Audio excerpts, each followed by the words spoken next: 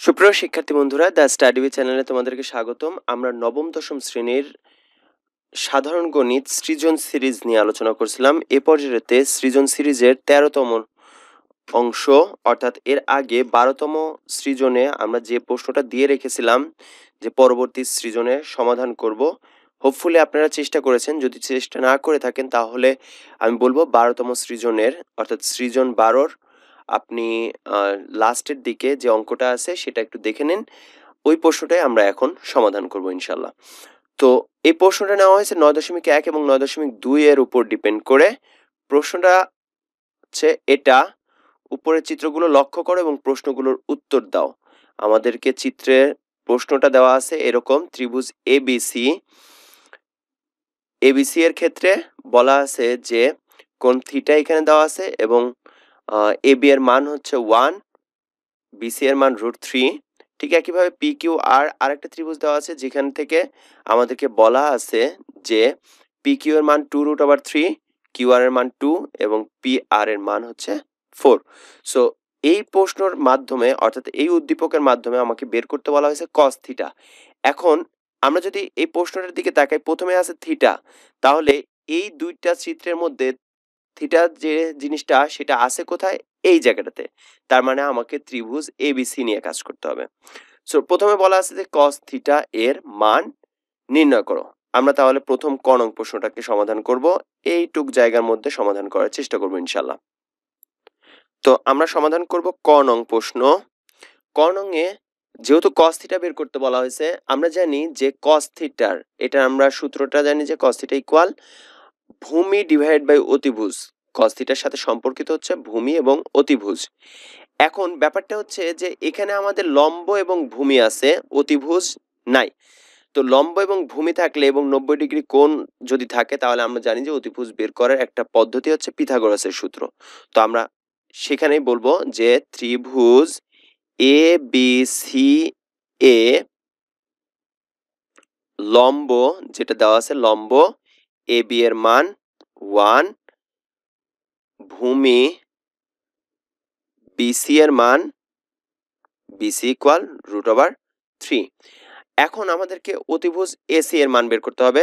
তো তাহলে পিথাগোরাসের সূত্র অনুযায়ী আমরা জানি, আমরা বলবো পিথাগোরাসের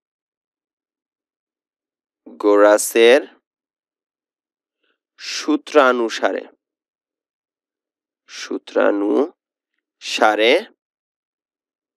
কি জানি? অতিভুজ হচ্ছে AC square. So AC square equal লম্ব হচ্ছে এবি স্কয়ার, ভূমি হচ্ছে BC square plus BC square. তো এখানে আমাকে এসি এর মান বের করতে হবে। তাহলে এবি এর মানটা যদি আমরা বসাই, এবি এর মান হচ্ছে 1, তার মানে 1 স্কয়ার প্লাস বিসি এর মান হচ্ছে √3, তাহলে √3 তার উপরে স্কয়ার। তো এখান থেকে 1 প্লাস √3 কে স্কয়ার করলে শুধু 3 পাওয়া যায়। সো আলটিমেটলি আসতেছে হচ্ছে 4 কিসের মান? এসি স্কয়ারের মান। তাহলে বা আমরা বলবো যে এসি এর মান কি হবে? এসি ইকুয়াল হবে √4, আলটিমেটলি এটার মান হচ্ছে 2। তাহলে এসি আমরা পেয়ে গেলাম 2। এখন আমরা যে জিনিসটা লিখবো যে এর পরে আমরা জানি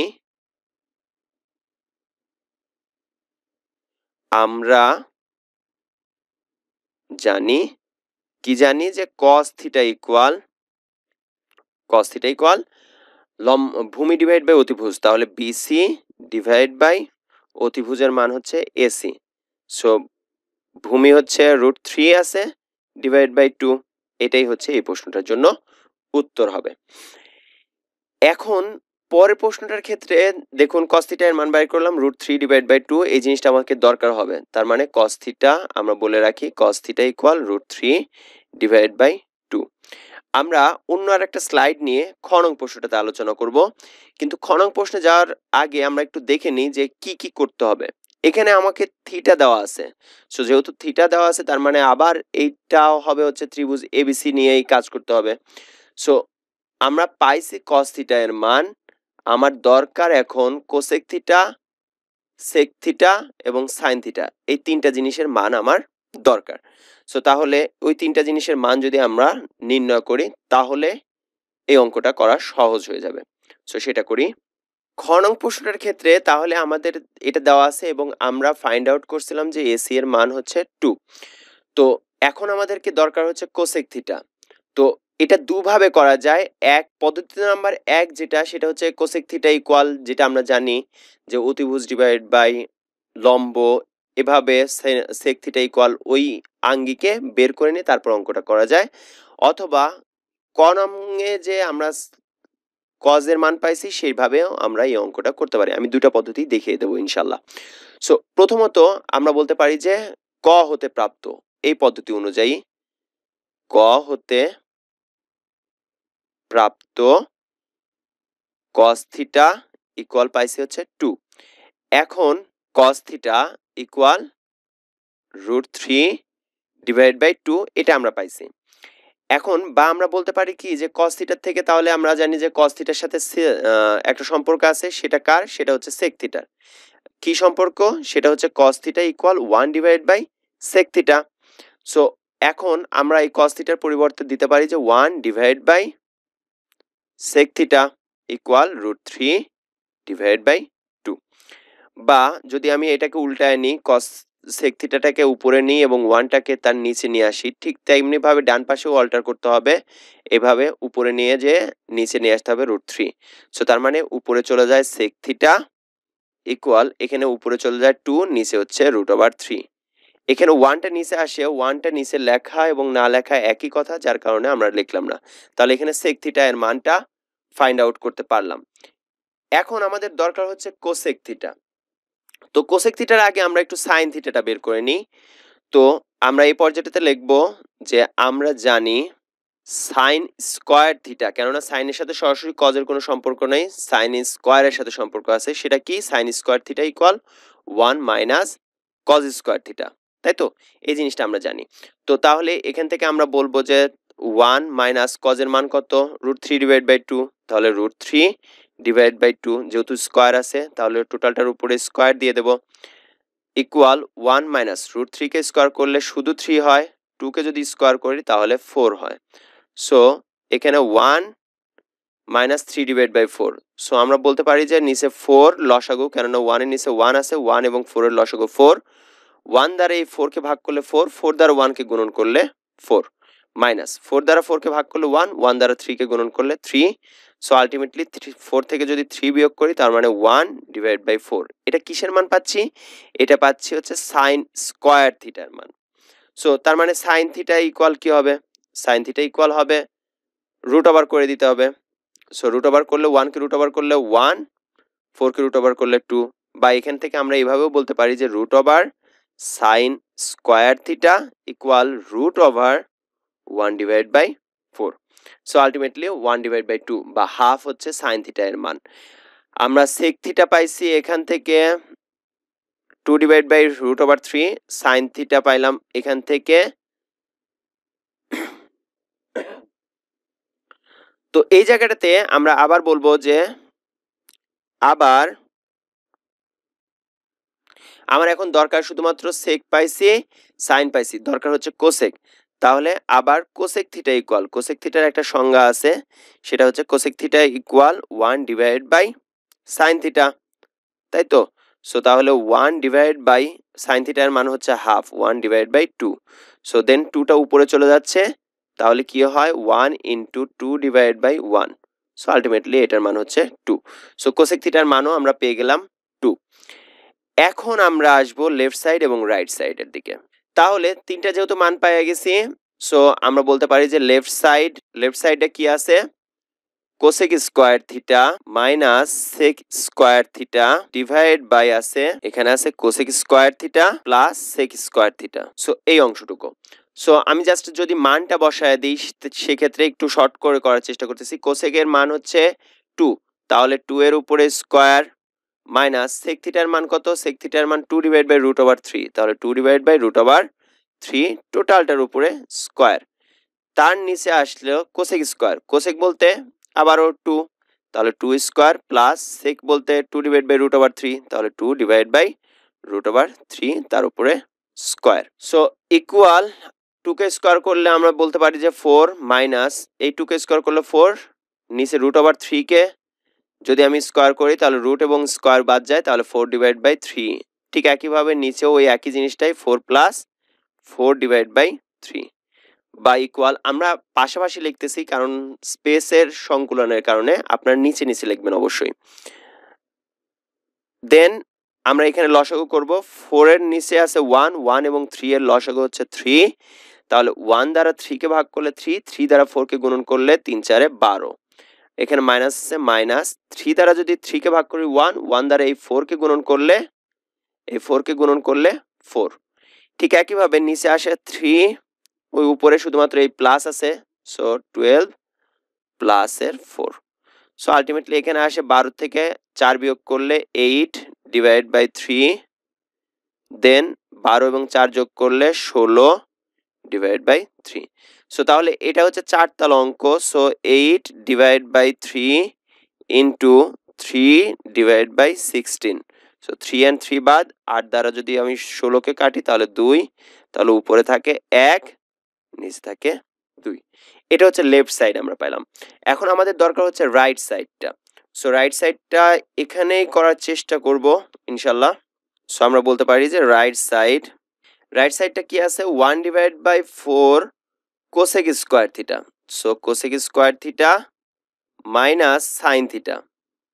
দেখুন 1/4 কোসেক স্কোয়ার থিটা মানে কি, 2 স্কোয়ার মানে একবার আমরা লিখতে পারি 4, মাইনাস সাইন থিটা এর মান কত, আমরা সাইন থিটা এর মান পাইছিলাম হচ্ছে হাফ।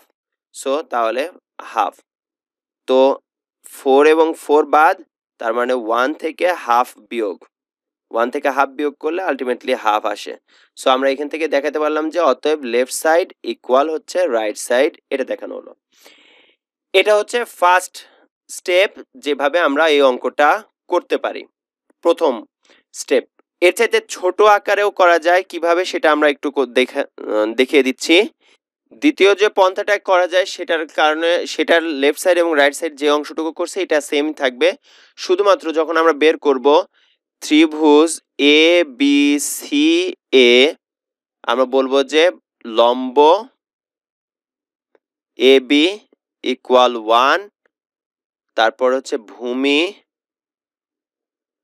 বিসি ইকুয়াল √3 এবং অতিভুজ এ সি ইকুয়াল 2। সো আমাদের দরকার হচ্ছে cosec theta. So cosec theta equal, আমরা জানি যে কোসেক থিটার সূত্রটা হচ্ছে গিয়ে কোসেক থিটা সাইন থিটার বিপরীত। সো সাইন থিটা হচ্ছে লম্ব ডিভাইড বাই অতিভুজ, তার মানে কোসেক থিটা হচ্ছে অতিভুজ ডিভাইড বাই লম্ব। তাহলে অতিভুজ হচ্ছে 2, লম্ব হচ্ছে 1, সো আলটিমেটলি 2। ঠিক একইভাবে আমরা বলতে পারি যে সেক থিটা, তাহলে সেক থিটা ইকুয়াল কি হবে, আমরা জানি সেক থিটা ইকুয়াল হচ্ছে অতিভুজ ডিভাইড বাই ভূমি, সো অতিভুজ কত, এখানে অতিভুজ হচ্ছে 2 আর ভূমি হচ্ছে √3, তাহলে 2/√3। সাইন থিটা, এখন সাইন থিটা ইকুয়াল আমরা জানি যে লম্ব ডিভাইড বাই অতিভুজ, সো লম্ব ডিভাইড বাই অতিভুজ। লম্ব এখানে কত ছিল 1, অতিভুজ এখানে কত 2।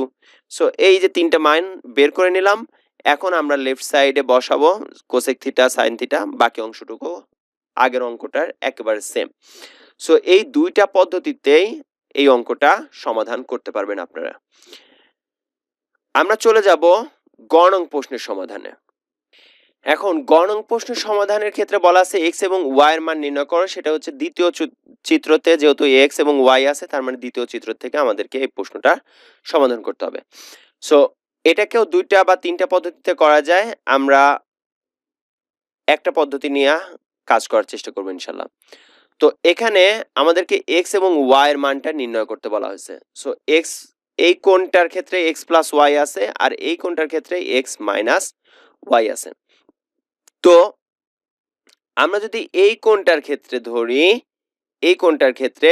তাহলে আমরা এভাবে বলবো যে এখানে ত্রিভুজ পি কিউ আর এ লম্ব, আচ্ছা লম্ব বলবো না আমরা, কেননা লম্বটা ডিপেন্ড করবে, কেননা আমরা যখন সাইড কোণের ক্ষেত্রে চিন্তা করব তখন লম্বটা আবার চেঞ্জ হয়ে যাবে, যার কারণে আমরা লম্বটা এইভাবে বলবো না।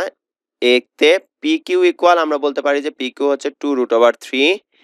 দেন আমার বলা আছে যে কিউ আর ইকুয়াল দেওয়া আছে 2 এবং পি আর ইকুয়াল দেওয়া আছে 4। এখন আমরা যদি এক্স প্লাস ওয়াই এর এই কোণটা ফাইন্ড আউট করতে চাই, তাহলে এই কোণের ক্ষেত্রে আমি নিতে পারি কি কি, যেহেতু আমাদের ভূমি আছে, লম্ব আছে, অতিভুজ আছে, যে কোনো কোণটা নিলেই হচ্ছে। আমি ট্যানটা নিয়ে কাজ করতে বেশি পছন্দ করি। সো তাহলে আমরা বলতে পারি যে ত্রিভুজ পি কিউ আর এ ট্যান কোণ কোনটা, এই যে পি আর কিউ, এই কোণটা নিয়ে কাজ করব।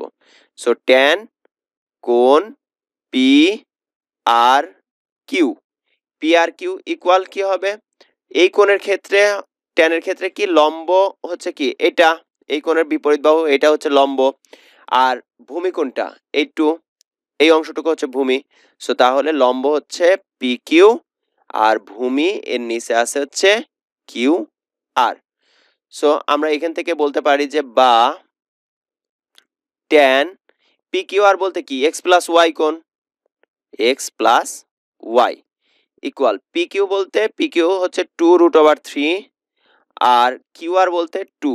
সো 2 দ্বারা 2 কে কাটলে √3, বা আমরা বলতে পারি ট্যান ওই পাশে গেলে এক্স প্লাস ওয়াই ইকুয়াল হবে ট্যান ইনভার্স, যেহেতু এই পাশে পক্ষান্তর করলে অনুপাতগুলো ইনভার্স হয়ে যায়, ট্যান ইনভার্স √3।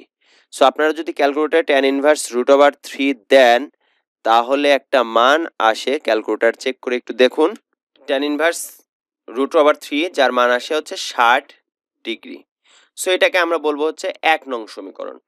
ঠিক একইভাবে যেহেতু এক্স মাইনাস ওয়াইটা বের করতে হবে, তাহলে আমরা আবার বলতে পারি যে আবার ত্রিভুজ পি কিউ আর এ, এবার নেব কি এই কোণটা, এই কোণটা নেওয়ার ক্ষেত্রেও আমি এ করতে পারি কি যে এই কোণের ক্ষেত্রে তখন কিন্তু বিপরীত বাহু এটা। সো যেহেতু বিপরীত বাহু এটা, তার মানে লম্ব হবে তখন কিউ আর, ভূমি কিন্তু তখন পি কিউ। সো তাহলে আমরা বলতে পারি যে ট্যান কোণ, যেহেতু কোণ কি পি, সো পি যদি কোণ হয় তাহলে কিভাবে লিখতে পারি, কিউ পি আর লিখতে পারি অথবা আর পি কিউ লিখতে পারি।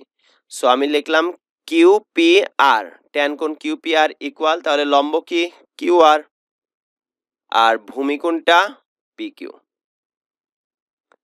সো বা আমরা এটাকে কি বলবো যে ট্যান কোণ কিউ পি আর মানে কি এটা কোন কোণ এক্স মাইনাস ওয়াই। সো বা tan x minus y equal, এখানে কিউ আর দ্যাট মিনস হচ্ছে 2, তাহলে 2 ডিভাইড বাই পি কিউ বলতে হচ্ছে 2√3, তাহলে 2√3। সো এখান থেকে 2 এবং 2 বাদ যাচ্ছে, ট্যানটা ওই পাশে নিয়ে যাব, তাহলে আমরা বলতে পারি যে বা এই পাশে থাকলো এক্স মাইনাস ওয়াই, এই পাশে ট্যান যদি চলে আসে অনুপাত এই পাশে আসলে ইনভার্স হয়ে যায়, তাহলে ট্যান ইনভার্স, এখানে কিছু নাই মানে 1 আছে, সো 1 ডিভাইড বাই √3। ক্যালকুলেটরে যদি এটা দেখেন যে ট্যান কত ডিগ্রির মান 1 ডিভাইড বাই √3, সেক্ষেত্রে আপনারা পেয়ে যেতে পারেন যে ট্যান ইনভার্স 1 ডিভাইড বাই √3 যার মান আসে হচ্ছে 30 ডিগ্রি। তাহলে এটা আমরা বললাম হচ্ছে 2 নং সমীকরণ। এখন দেখুন আমরা এই সমীকরণ যে দুইটা পাইছি, এই দুইটাকে আমরা একসাথে যোগ করব এবং বিয়োগ করব, তাহলে এক্স এবং ওয়াই এর মানটা পেয়ে যাব। সো তাহলে আমরা বলতে পারি যে 1 যোগ 2, 1 এবং 2 যদি যোগ করি তাহলে সেক্ষেত্রে 1 এ দেওয়া আছে x plus y equal 60 degree এবং তারপর দেওয়া আছে এক্স মাইনাস ওয়াই ইকুয়াল পাইছি হচ্ছে 30 ডিগ্রি। সো আমরা যদি যোগ করি তাহলে y এবং y বাদ যাচ্ছে, যেহেতু এটা প্লাসের y এটা মাইনাসের y, x এবং x যোগ করলে 2x, 60 এবং 30 যোগ করলে 90 ডিগ্রি, বা আমরা 2 দ্বারা ভাগ করলে x ইকুয়াল পাচ্ছি হচ্ছে 45 ডিগ্রি। এটা হচ্ছে x এর মান। দেন 1 থেকে 2 বিয়োগ করতে পারি, 1 বিয়োগ হচ্ছে 2, তাহলে 1 থেকে যদি আমি 2 বিয়োগ করি সেক্ষেত্রে x plus y equal 60 degree, আর তারপরে আছে x minus y equal 30 degree. So যদি বিয়োগ করি তাহলে এটা মাইনাস হয়ে যাচ্ছে, এটা মাইনাস থেকে এটা প্লাস হয়ে যাচ্ছে অ্যান্ড এটা মাইনাস হয়ে যাচ্ছে। তাহলে এটা মাইনাসের এক্স প্লাসের এক্স বাদ যাচ্ছে, ওয়াই এবং ওয়াই যোগ করলে 2y।